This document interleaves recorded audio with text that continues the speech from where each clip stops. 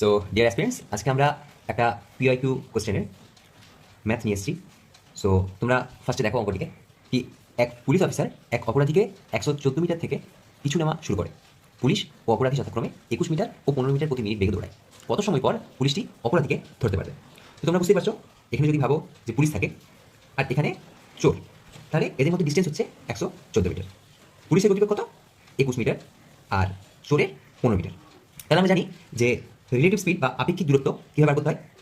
Relative speed হচ্ছে 21 minus 15 equal to 6 metre per minute, তাই তো? তাহলে আমাদের ডিস্টেন্স কত আছে? 114 মিটার।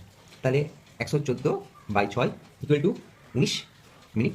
এটা হচ্ছে আমাদের অ্যান্সার। কত শর্টে দেখো অঙ্কটা করা হলো। তো তোমরা এরকম আরও কিছু ভিডিও পেতে, বা আমরা এই ক্লাসে অনেক জিকে ভিডিও করে থাকি, সেগুলো আমরা খুব তাড়াতাড়ি এই অ্যাপে এই ক্লাসে আনবো। তো তোমরা এরকম কিছু পেতে চ্যানেলটিকে সাবস্ক্রাইব করো, বেল আইকনটি দাবিয়ে রাখো।